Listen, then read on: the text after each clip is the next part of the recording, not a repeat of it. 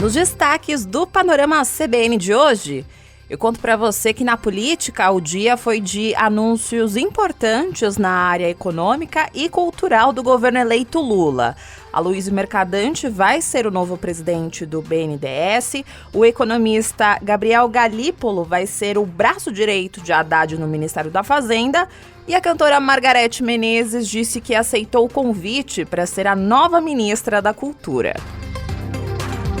Em Brasília, a Secretaria de Segurança Pública do Distrito Federal informou que ninguém foi preso após atos de vandalismo protagonizados por radicais na capital federal. E no Catar, o craque Lionel Messi vai para sua última final de Copa do Mundo com a Argentina. Panorama CBN. Olá para você que está ouvindo o Panorama CBN. Voltei, eu sou a Juliana Prado e vou te contar em menos de 30 minutos tudo o que foi notícia nesta terça-feira, dia 13 de dezembro de 2022.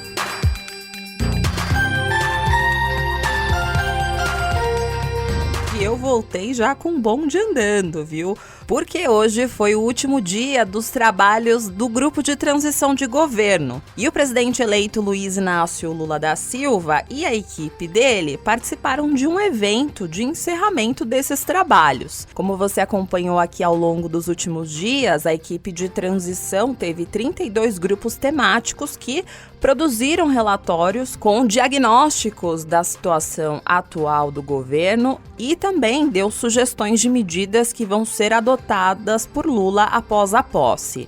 E o coordenador dos grupos técnicos, Aloysio Mercadante, já adiantou e disse que a transição preparou 23 páginas de revogaço de atos do governo Jair Bolsonaro. O coordenador dos grupos técnicos não detalhou quais normas devem ser revogadas, ou seja, canceladas, mas integrantes da transição já disseram, por exemplo, que entre esses atos estarão decretos que facilitam acesso a armas de fogo. Então, a partir do dia 1º de janeiro de 2023, essas 23 páginas de revogaço vão ser divulgadas oficialmente. E durante o evento de hoje, Mercadante, ele também aproveitou a oportunidade para fazer um apelo para que o Congresso aprove a PEC da transição para garantir uma governabilidade no ano que vem. E é essa PEC que vai ajudar a fechar esse ano, porque não tem previsão de receita para cobrir os buracos que nós estamos encontrando em cada pedaço. Então tem um diagnóstico preciso, as carências orçamentárias. Nós conseguimos desenhar uma nova estrutura de governo sem aumentar as despesas com cargo e estrutura. Além de Lula e Mercadante, participaram também deste evento o vice-presidente eleito e coordenador da transição, Geraldo Alckmin, a coordenadora de articulação política, Gleisi Hoffmann, e futuros ministros, como, por exemplo, Flávio Dino. E Alckmin aproveitou também a oportunidade do evento para dizer que essa transição foi a mais democrática e participativa de todos os tempos, já que a maioria dos integrantes desta transição trabalharam no projeto de forma voluntária, porque, por lei, a transição só pode mesmo nomear até 50 integrantes remunerados neste período até a posse. Participativa, democrática, técnica, reunindo os melhores quadros de todas as áreas, transparente e com menos recurso. Interessante se comparar com o governo que está sainte. O sainte teve 233 participantes. Nós tivemos mais de 5.000, mas nomeou 43 dos cargos que a lei estabelece. Nós nomeamos 22. Então, metade do gasto e participação muito, muito maior como compromisso social ao nosso país. E Lula aproveitou esse evento para anunciar que o ex-ministro da Educação e da Casa Civil, Aloysio Mercadante, vai ser o novo presidente do BNDES. Esse é o Banco Nacional de Desenvolvimento Econômico e Social. E durante esse anúncio, Lula mandou um recadinho para o mercado financeiro. Eu, Aloysio Mercadante, vi algumas críticas sobre você sobre boatos que você vai ser presidente do BNDES. Eu quero dizer para vocês que não é mais boato. Aloysio Mercadante será presidente do BNDES. Nós estamos precisando de alguém que pense em desenvolvimento, de alguém que pense em reindustrializar esse país, de alguém que pense em inovação tecnológica, de alguém que pense na geração de financiamento ao pequeno, ao grande, ao médio empresário, para que esse país volte a gerar emprego. E nós queremos dizer ao mundo inteiro, quem quiser vir para cá, venha, mas não venha aqui para comprar nossas despesas públicas, porque elas não estão à venda. Esse banco é muito estratégico, porque é uma empresa pública federal que é vinculada ao Ministério da Economia. E essa instituição é um instrumento do governo para financiamentos de longo prazo e investimentos em diversos setores produtivos. E a escolha de Mercadante movimentou o mercado financeiro, mas daqui a pouco eu conto para você todos os detalhes. E o dia de hoje lá em Brasília foi cheio de reuniões e outros nomes de pessoas que vão compor o governo Lula foram anunciados hoje. Na área da economia, por exemplo, o futuro ministro da Fazenda, Fernando Haddad, se reuniu na parte da manhã com o ministro da Economia, Paulo Guedes, e também com os secretários da equipe econômica. E foi a segunda reunião de Haddad com Guedes em que assuntos gerais foram abordados, como, por exemplo, o funcionamento do ministério. Depois desse encontro, Fernando Haddad também se reuniu com o presidente do Banco Central, Roberto Campos Neto. E nesse encontro, ele anunciou que o secretário executivo do Ministério da Fazenda vai ser o economista Gabriel Galípolo. Só para te situar, a Secretaria Executiva é um cargo de extrema importância e estratégico, porque na hierarquia de importância, ele é o número 2, ou seja, depois de Haddad, ele é o que manda mesmo de fato no Ministério da Fazenda. E provavelmente esse nome de Gabriel Galípolo não é muito familiar, mas ele é um nome que vem lá do mercado financeiro. Ele até presidiu o Banco Fator até 2021. E foi justamente por ele ter essa influência na área que ele intermediou a campanha do presidente eleito Lula com personagens do próprio mercado financeiro. E ele também, desde fevereiro, atua como conselheiro da Fiesp, que é a Federação das Indústrias do Estado de São Paulo. Além disso, ele tem uma consultoria que leva o nome dele e ele é acadêmico também, assim como o Fernando Haddad. Ele é professor da Universidade Federal do Rio de Janeiro e é pesquisador do Centro Brasileiro de Relações Internacionais. Bom, aproveitando aqui este espaço, eu tenho um convite para você irrecusável. Você precisa escutar a edição da manhã do Panorama CBN com a Bianca Santos, porque ela vai trazer mais nomes de outros membros da equipe econômica de Lula. E eu tenho certeza que ela vai trazer essa informação para você, porque há previsão para que a Haddad anuncie novos nomes do Ministério da Fazenda na noite de hoje. Então, amanhã, a Bianca Santos vai facilitar o seu trabalho e vai trazer tudo resumidinho para você, combinado? E vamos saber como o mercado financeiro reagiu aí a esses novos anúncios da equipe econômica de Lula e também aos recadinhos do petista para o mercado. E eles receberam esse anúncio aí de Mercadante como presidente do BNDES e também de Gabriel Galípolo de forma negativa. Para você ter uma ideia, a Bolsa de Valores de São Paulo fechou hoje o dia com uma forte queda de 1,53% aos 103.727 pontos.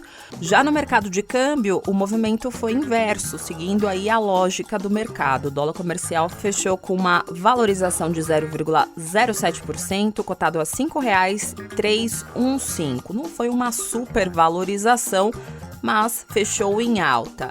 Mas sabe qual moeda mesmo teve uma forte alta? Foi o euro, que encerrou o dia com uma elevação de 1,12%, cotado a R$ 5,653. Eu falei faraó! Faraó!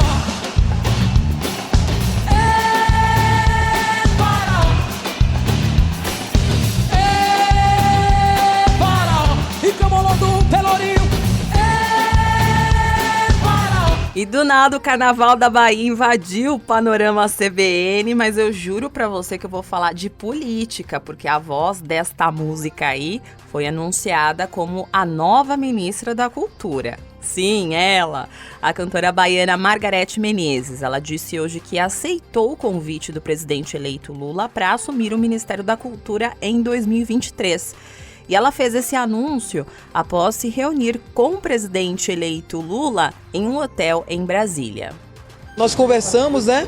E eu aceitei a missão, né? Eu recebo isso como uma missão mesmo. Até porque assim, foi uma surpresa para mim também. O meu processo até entendendo o lugar dessa minha representação e entendendo também a necessidade da gente fazer uma força-tarefa para a gente levantar o Ministério da Cultura. Então o presidente disse que para ele é de uma importância muito grande e que ele está assim, querendo fazer um Ministério da Cultura forte para atender aos anseios, né, do povo da cultura, do povo do Brasil. Eu lembro você que o Ministério da Cultura foi totalmente desmanchado durante o governo Bolsonaro. Não existia um ministério, e sim uma secretaria. E nomes como o da atriz Regina Duarte e do ator Mário Frias ocuparam estes cargos. E durante a pandemia, o setor sentiu um impacto gigantesco, porque o setor foi o primeiro que foi impactado com o fechamento de cinemas, casas de shows e teatros. E o setor foi o último que voltou à normalidade com autorização para a reabertura destes locais. Então é um setor que continua tentando recuperar o tempo perdido e há muitas ações que precisam ser feitas ao longo destes 4 anos. E você ouviu agora há pouco a própria cantora Margareth Menezes dizendo que quando recebeu o convite ela ficou processando na cabeça dela até para entender a importância do papel dela nisso tudo. E eu tô puxando esse ponto para você porque a escolha da cantora tem uma representatividade enorme, porque ela é a primeira mulher negra que foi anunciada até agora como ministra do futuro governo Lula. Na semana passada, Lula anunciou 5 ministros do futuro governo, mas todos homens. Além disso, Margareth Menezes é um grande nome da nossa cultura. Ela tem mais de 10 álbuns lançados, várias indicações ao Grammy, fez mais de 20 turnês internacionais e a cantora também tem um trabalho impecável fora dos palcos. Ela fundou a Associação Fábrica Cultural, que combate o trabalho infantil, a exploração sexual e outras violações de direitos humanos. E chama a atenção também o fato de que a opção por uma artista para comandar a cultura se assemelha à fórmula que foi usada por Lula no primeiro mandato, quando o presidente escolheu Gilberto Gil para ser ministro da Cultura. Agora eu vou retomar um assunto que a Bianca Santos contou para você na manhã de hoje no Panorama CBN, que é em relação àquele ato de vandalismo que aconteceu em Brasília na noite de ontem, com direito a ônibus queimados e tudo mais. E hoje, a Secretaria de Segurança Pública do Distrito Federal informou que ninguém foi preso, apesar de Brasília ter amanhecido com rastros de destruição após esses atos de vandalismo protagonizados por bolsonaristas radicais. Recapitulando muito rapidamente para você essa história, esses bolsonaristas radicais não aceitam o resultado das eleições e tentaram ontem à noite invadir a sede da Polícia Federal numa reação à prisão do indígena José Acácio Chavante, que aconteceu após uma ordem do ministro Alexandre de Moraes. O ministro considerou que o líder indígena estava incitando pessoas a não aceitarem o resultado das eleições que aconteceram de forma democrática e que ele teve um papel fundamental nesses atos porque ele estava incentivando bolsonaristas em Brasília a praticarem atos antidemocráticos. E por causa dessa bagunça aí que aconteceu na noite de ontem, vias precisaram ser fechadas na madrugada para retirada dos 5 ônibus e 3 carros que foram incendiados pelo grupo. Uma pedra também foi arremessada na vidraça de uma delegacia da Polícia Civil. E no início da manhã de hoje ainda dava para ver muito material queimado pelas ruas e sentir um cheiro forte de fumaça na região central de Brasília. Houve impacto também no transporte público, porque algumas empresas atrasaram a saída dos ônibus da garagem por medidas de segurança. E no hotel onde o presidente eleito Lula está hospedado, houve um reforço na segurança. E os acessos ali à esplanada dos ministérios e à Praça dos Três Poderes ficaram fechados durante todo o dia. E, por fim, um idoso de 67 anos chegou a desmaiar perto dos hotéis após inalar gás lacrimogênio. E mesmo após tudo isso que eu contei para você, a Secretaria de Segurança Pública do Distrito Federal informou que ninguém foi preso ontem na região central de Brasília porque os policiais militares se concentraram na dispersão dos manifestantes radicais para a redução dos danos e para evitar uma escalada ainda maior dos ânimos. Agora, a Polícia Civil do Distrito Federal está tentando identificar os autores desses atos de vandalismo para que eles sejam responsabilizados. Já a Polícia Federal está responsável por apurar crimes relacionados aos episódios que atentam contra a própria instituição e crimes federais. Sobre este assunto, durante a tarde de hoje, Flávio Dino, que é o futuro ministro da Justiça, voltou a criticar a omissão por parte do atual governo federal nesse episódio e disse que a falta de ação que aconteceu ontem pode ser entendida como concordância aos atos antidemocráticos. Além disso, ele disse que quando assumir o ministério no dia 1º de janeiro, as pessoas que participaram deste ato de vandalismo vão ser punidas. E nós temos feito, a Polícia Federal, as representações cabíveis no momento. Agora, no dia 1º de janeiro de 2023, aquilo que não pôde ser feito nesses 15, 20 dias, será feito. Porque não é apenas uma orientação política democrática, é um imperativo da lei. Então, todas as pessoas estão sendo identificadas. Todos os inquéritos cabíveis serão feitos. Lembro que, segundo a Constituição, artigo 109, artigo 144, crimes políticos são de competência federal e nós vamos, a partir do dia 1º de janeiro, tomar as providências que não forem agora possíveis. Flávio Dino também garantiu que a posse presidencial de Lula no dia 1º de janeiro vai acontecer, sim, de forma tranquila. O presidente saíente vai sair no dia 1º de janeiro. E o presidente entrante vai entrar no dia 1º de janeiro de 2023. Então essa garantia, companheiros e companheiras, serve apenas para a gente modular corretamente o que aconteceu ontem. Do ponto de vista histórico, é claro que nos causa mais do que indignação, nos causa repulsa que a estas alturas ainda haja esse tipo de atitude antidemocrática contra o voto popular. Esses grupos extremistas não tiveram, não têm e não terão força para vencer o povo brasileiro. Fechando o resumão aí do que houve em Brasília hoje, o presidente da Câmara, Arthur Lira, disse que a análise da PEC da transição deve se estender até a semana que vem. Eu lembro você que essa proposta, que vai garantir aí o pagamento do Bolsa Família de R$ 600 no ano que vem, está agora sendo analisada pela Câmara dos Deputados depois de ter sido aprovada na semana passada no Senado.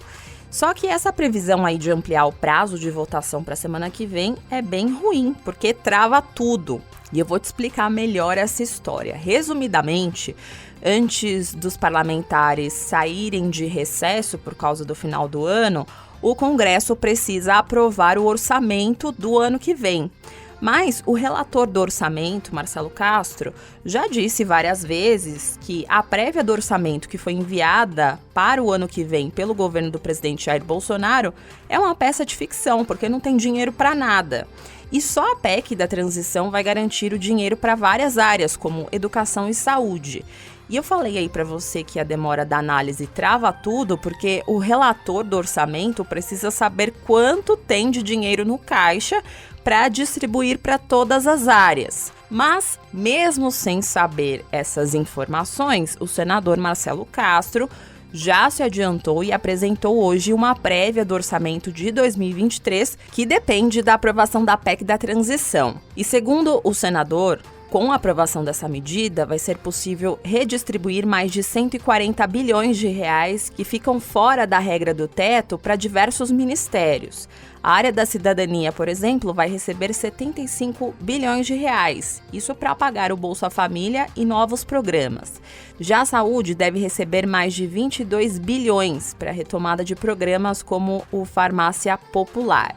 O relator também garantiu cerca de 11 bilhões de reais para um reajuste de 9% nos salários dos servidores do Executivo, que é o mesmo percentual previsto para reajustar os salários do Judiciário.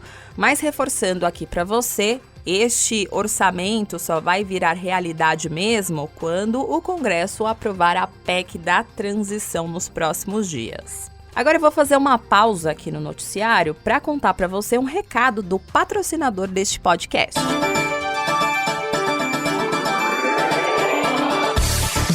O Open Banking agora é o Open Finance e trata-se do conceito de compartilhamento de dados do sistema financeiro para trazer ainda mais liberdade de escolha para pessoas e empresas.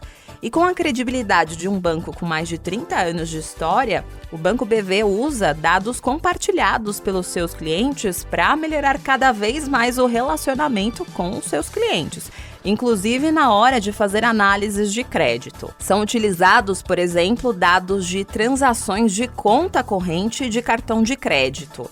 E até o momento, 35% das pessoas que compartilharam dados com o Banco BV tiveram um aumento nos limites de crédito, como o limite do cartão ou em limites pré-aprovados. Isso acontece porque, com o compartilhamento de dados, o BV foi capaz de aperfeiçoar os seus modelos e ajustar ainda mais as ofertas para cada consumidor. Quer saber mais detalhes? Então acesse bv.com.br ou siga o banco nas redes sociais no @BancoBV.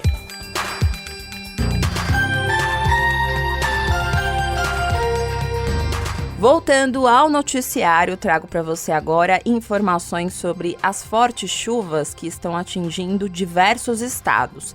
Em Minas Gerais, por exemplo, chegou hoje a 7 o número de mortes em decorrência das chuvas no estado. Uma das vítimas é um técnico de telecomunicações da cidade de Inhapim, no leste do estado. Ele foi atingido por um raio perto de uma torre de internet. Já no município de Presidente Bernardes, na região central, uma mulher de 66 anos foi arrastada pela correnteza na zona rural. Ela voltava de um evento religioso com 2 sobrinhas. E até agora, desde outubro, mais de 5 mil pessoas tiveram de sair de casa em Minas Gerais por causa desses temporais. Já na cidade de São Paulo, de onde eu gravo este podcast, a chuva foi bem forte hoje. Ela derrubou árvores, provocou falhas de energia no metrô e colocou a capital em estado de atenção para alagamentos. Inclusive, o aeroporto de Congonhas, na Zona Sul, ficou fechado por 10 minutos e 9 voos foram cancelados. Por fim, no Rio de Janeiro, uma forte chuva atingiu na tarde de hoje a cidade de Petrópolis, na região serrana do Rio. Por lá, teve inundações no centro histórico que deixou motoristas e pedestres ilhados. A Defesa Civil até orientou o fechamento do comércio e acionou as sirenes em um bairro. Depois disso, moradores de uma área de risco foram mobilizados para um ponto de apoio. E a Defesa Civil continua monitorando as condições do tempo. Eu lembro você que teve uma tragédia este ano lá em Petrópolis, justamente por causa das fortes chuvas. Agora é Copa, bate forte o coração. E na Copa do Mundo do Catar, a Argentina derrotou a Croácia por 3-0 e se classificou para a final da Copa do Mundo lá no Catar. Um gol foi marcado pelo astro Lionel Messi de pênalti e os outros 2 foram anotados pelo atacante Julián Álvarez. Mas Messi deu uma assistência aí em um dos gols. Agora a seleção adversária da Argentina vai ser conhecida amanhã, na outra semifinal, que vai ser disputada entre França e Marrocos às 4 horas da tarde. Lembro você que a CBN vai fazer esta transmissão. E você pode acompanhar, é claro, por todas as plataformas, como o tradicional Radinho e também o nosso site. E a final da Copa do Mundo está marcada para o próximo domingo. Agora, a Croácia, ela vai voltar a campo no próximo sábado para a disputa do terceiro lugar. Aí veremos se vai ser com a França ou com Marrocos. E com essa partida aí que deu vitória à Argentina, o craque Lionel Messi superou o compatriota Gabriel Batistuta e se isolou como o maior artilheiro da Argentina em Copas do Mundo com o gol que foi marcado hoje na vitória contra a Croácia. Messi então chegou a 11 gols em mundiais contra 10 de Batistuta. Eu falei faraó, faraó, faraó. Agora eu vou indo nessa ao som de Faraó, divindade do Egito, na voz da nova ministra da Cultura, Margarete Menezes. Muito obrigada pela companhia de hoje. O roteiro dessa edição foi escrito por mim, a montagem e a sonorização são do Anderson Wendel, o Tico.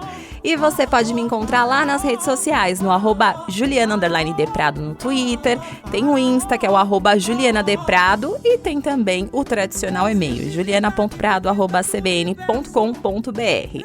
E não se esqueça que amanhã tem a edição da manhã do Panorama CBN, a partir das 7 horas da manhã, com a Bianca Santos. Combinado?